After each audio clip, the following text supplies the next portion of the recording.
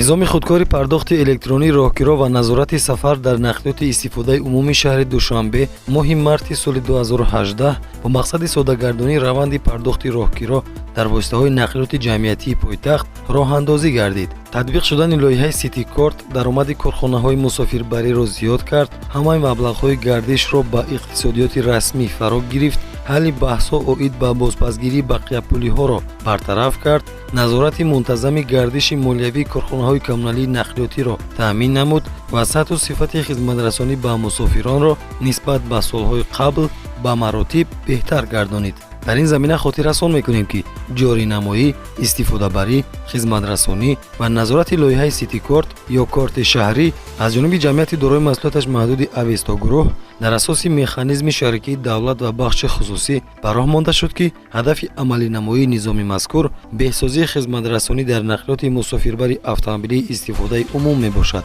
ҷамъияти дорои масъулияташ маҳдуди Авесто гурӯҳ дар мувофиқа бо мақомоти иҷроияи ҳокимияти давлатии шаҳри Душанбе баҳри тақвият бахшидан ба раванди татбиқи лоиҳаи Сити Корт озмуни мусофири беҳтарин ва ронандаи беҳтаринро баргузор ва ҷамъбаст намуд. мақсади асосии озмун ин ҳавасмандгардонии моддии маънавии худи истифодабарандагони кортҳои пластикии нақлиётӣ ки раванди татбиқшавии лоиҳаи низоми пардохти электронии роҳгиро ва назорати он дар нақлиёти мусофирбари истифодаи умумии шаҳри Душанберо тақвият медиҳанд гузаронида шудааст. мусофири беҳтарин аз рӯи нишондодҳои кортҳои пластикӣ муайян карда шуд. шахсоне ки аз ҳама зиёд гӯем нисбат ба дигар дорандагони корт ҳаққи роҳгироро зиёдтар пардохт кардаанд, ҳамчун мусофири беҳтарин интихоб гардиданд. ғолибони озмуни мусофири беҳтарин дар коргоҳи лоиҳаи Сити Корт воқеъ дар кӯчаи Соҳилӣ 5 ҷамъ омаданд. ҷамъияти дорои маслиҳаташ маҳдуди Авесто гурӯҳ барои хубу хотирмон гузаронидани озмун имконият фароҳам овард ки мусофирони беҳтарини лоиҳаи Сити Корт тавассути нақлиёти калонҳаҷми мусофирбари муосир ба сайри пойтахт баромада мавзеъҳои дилфиреби Душанбе шаҳрро аз ошёнаи дуюми автобуси Акия тамошо кунанд.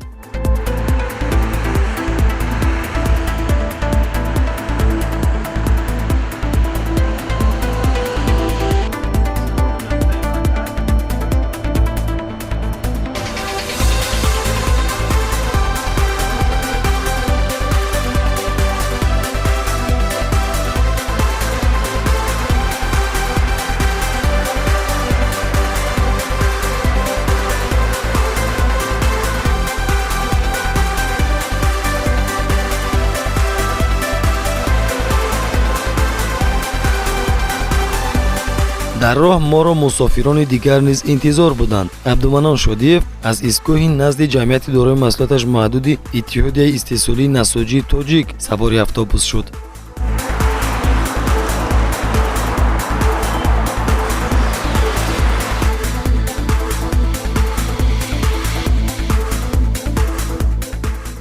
ҳаминро тавсия додани ҳастам ки кортҳои нақлиётиро барои пардохти роҳгиро ҳатман истифода намоед.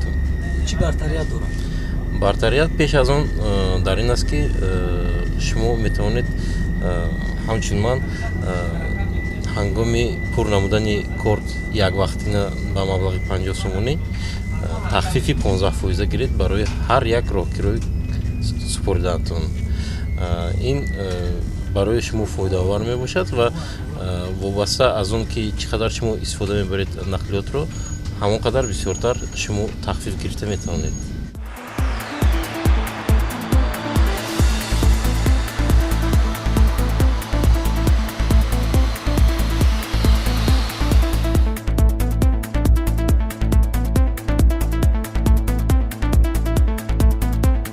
мусофири дигар Басмина Сайфиддинова аз изгоҳи назди маркази савдои Садбарг ба автобус савор шуд. ҳамин тавр автобуси дуошёнаи тамғаи Акия ба хиёбони Рӯдакӣ баромад ва ҳаракати худро дар ин масир идома дод.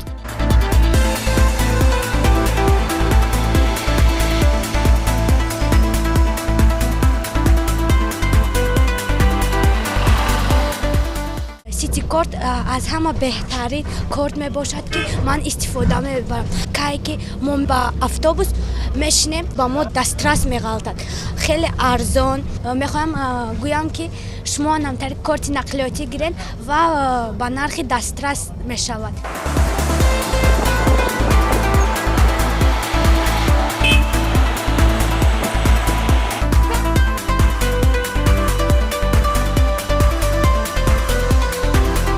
бо савор кардани охирин мусофирони дар рӯйхат буда автобуси дуошона ҳаракати худро дар хиёбони рӯдакӣ идома дод. ёдрас мешавем ки мусофирони беҳтарин дар лоиҳаи Сити Корт шахсоне дониста шуданд ки нисбат ба дигар шаҳрвандон аз хизматрасони автобус ва троллейбусҳо бештар истифода бурда ҳамзамон пардохти ҳаққи роҳгироро аз тариқи корти нақлиётӣ амалӣ гардониданд. ғолибони озмуни мусофири беҳтарин дар асоси барномаи низоми пардохти электронии роҳгиро ва назорати он дар нақлиёти истифодаи умумии шаҳри Душанбе аз тарофаҳои хушомадед, тахфифӣ, донишҷӯ ва наврас интихоб шуданд. یعنی هر کارت رقمی مشخص دارد و با رقمی تلفن پیوست است. ما از روی رقمی کارت معاین نمودیم و معاین نمایی مسافری بهترین خیلی شفاف گذرانده شد، یعنی از روی رقمی کارتی نقلیاتی. ғолибони озмуни мусофири беҳтарин дар назди муҷассамаи Исмоили Сомонӣ таваққуф карда бо тамошои ин гӯшаи пойтахт дар ин мавзеъ аксҳои хотиравӣ гирифтанд.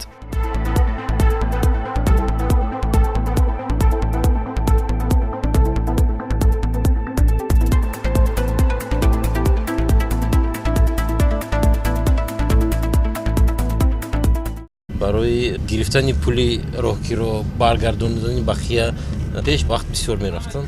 ҳозир ҳаминаш нағз шуд ки ҳангоми даромадан пардохт мекунед, на пул медиҳед, на бақияшро нигоҳ мекунед, даромада ҷоятонро гирифта сафар кардан мегиред. назди театри давлатии академии опера ва балети ба номи Садриддин Айнӣ аз ҷониби намояндагони лоиҳаи Сити Корт макони супоридани тӯҳфаҳо ба ғолибони озмуни мусофирони беҳтарин интихоб шуд.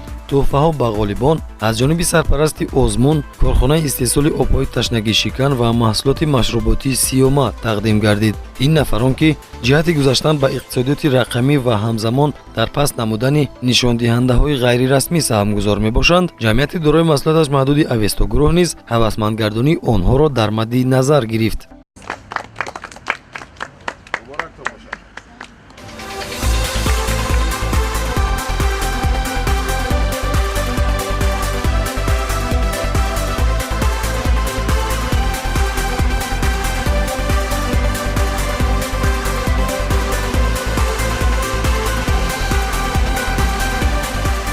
истифода бурдани корти донишҷӯ ба донишҷӯён чӣ сабукӣ медиҳад, чӣ бартария дорад? бартарияташ дар он аст ки масалан ҳаққи роҳгиро қариб 84 дирам барои донишҷӯ беҳтарин аст. мисол метавонанд яъне ҳамон маблағи автобус ё микроавтобусода мешинанд 1 сомонӣ ё 60 дирамӣ пардохт мекунанд, аз тариқи корти донишҷӯ яъне 84 дирам барои вай бисёр қулай аст. барои ҷайби донишҷӯён бисёр барои ҷайби мувофиқ ҳастанд. агар мисол хуб мешуд, имконият мешуд дар микроавтобусҳоам ҷорӣ мекардан, беҳтарин мешуд. баробари расидан ба коргоҳи лоиҳаи Сити Корт рақами мушаххаси кортҳои нақлиётии ғолибони озмуни мусофири беҳтарин тафтиш карда шуд ва сипас ба суратҳисоби корти ҳар нафар дар ҳаҷми 200 сомонӣ маблағ гузаронида шуд. ҳамзамон бо ташаббуси худи лоиҳаи корти шаҳрӣ ҷамъияти дорои маслиҳаташ маҳдуди Авесто гурӯҳ озмуни ронандаи беҳтарин гузаронда шуд. мақсади гузарондани озмуни ронандаи беҳтарин ин ҳавасмандгардонии моддии маънавии худи ронандагон мебошад ки бевосита амалишавии лоиҳаи низоми пардохти электронии ҳаққи роҳгиро ва назорати он дар нақлиёти мусофирбари истифодаи умумии шаҳри Душанбе аз ҳамин ронандагон восита дорад. ронандаи беҳтарин низ аз рӯи низоми ягона бо номинатсияи асосӣ овардани даромади бештар тариқи низоми пардохти электронии роҳгиро муайян карда шуд. ҳамзамон барои мушаххас намудани ронандаи беҳтарин номинатсияҳои одоби намунавии муоширати ронанда бо мусофирон ва тозагии нақлиёти мусофирбар низ ба инобат гирифта шуд. аз 4 корхонаи камналӣ воҳиди давлатии мақомоти иҷроияи ҳукумияти давлатии шаҳри Душанбе, автобус 1, автобус 2, автобус 3 ва троллейбус 3 нафарӣ ғолиби озмуни ронандаи беҳтарин дониста шуданд. من خوشبختم که همچون من راننده بهترین به سیتی کورت دعوت کردن، تحفه دادن. خب راننده در پیشرفت لایحه سیتی کورت چگونه میتواند سهم گذاشته باشد؟ سهم ما باید بفهمانیم که با کورت نقلیاتی کار سوار شوند، دیگه نقد پولی نشود، هم بهتر می شود. کار شما تا کجا آسان کردامین لایحه سیتی کورت؟ دیگر ما هم در فقط گویا که رانندگی میکنیم، آنها در آمده کارت های خود را زده گذشتن میگیرن. خیلی بهتر شده از شهر نسبت سال گذشته. سال گذشته مثل نمیدانستن وای میکردن و حضور باشن همه کارت دارن. گویا که 90% خلق سیتی کورت دارن. با جاری شدن لایحه سیتی کورت، عهده‌داری مالیوی هر روزه که به دوش رانندگان بود از بین برداشته شد. یعنی وقت پرداخت حق راهگیرا در نقلیات استفاده عموم نقدی بود، راننده موظف می‌گردید که وابسته به خط سیر در یک روز کاری به کارخانه مقداری معین شده نقشه پولی سپارد. من 2 سال این جانب در قصر یک کار میکنم و با لایحه سیتی کورت همکاری داریم. از پیشتر نگاه کرده حاضر کارها خیلی هم نقض رفته استوده است. کارتش هم میزنم میداره. کاری راننده خیلی هم نقض شدگی. و ما میخواهیم که همه رانندگان همین خیلی دستگیری کنن سیتی کورت و کارش لایحه‌اش پیش بره. همین طور در دایره آزمون راننده بهترین به هر نفر 1000 سومانی تقدیم کرده شد. رانندگان در نوبت خود با اطمینان ابراز داشتند که برای باز هم تقویت بخشیدن به تطبیق نظام خودکار پرداخت الکترونی حق راهگیرا سهمی بیشتر می‌گذارند. سیاحت شهر در حضور مسافران بهترین و قدردانی رانندگان بهترین به ما نیز لحظه‌های فرح بخش را هدیه کرد.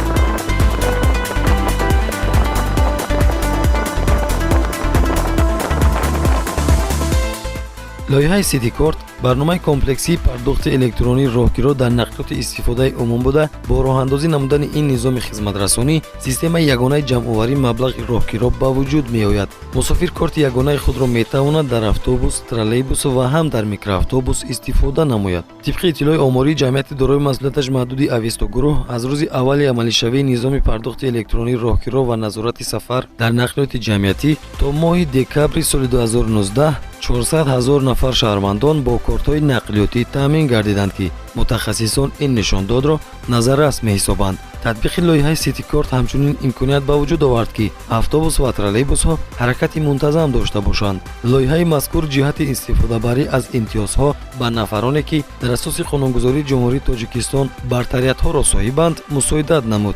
برای اشتراکچیان، معیوبان جنگ بزرگ وطنی و شخصانی به آنها برابر کرده شده، کودکان دارای امکانات‌های محدود جسمانی تا سن 18 ساله، معیوبان گروه 1 و 2 سفر در نقلیات استفاده عموم رایگان است. برتریت دیگری لایحه سیتی کورت در استفاده این پیشگیری از فرسوده شوی اسعار ملی میباشد، زیرا پرداخت حق راهگیرا که غیر نقدی صورت گرفت فرسوده شوی بر محل مبلغ نیز پیشگیری می شود. گذاشتن به شکل الکترونی پرداخت حق راهگیرا پیش از همه برای مسافران از لحاظ صرفه‌کاری موافق بوده. وسیع کردن سطح پرداخت به واسطه مبلغ‌های غیر نقدی، افزایش شماره نقلیات در اساس آموزش احتیاجات مسافران، کم کردن شماره مسافران بی‌راهگیرا در نقلیات جمعیتی و مطابق سازی خدمترسانی نقلیاتی به طلبات زمان معاصر می باشد.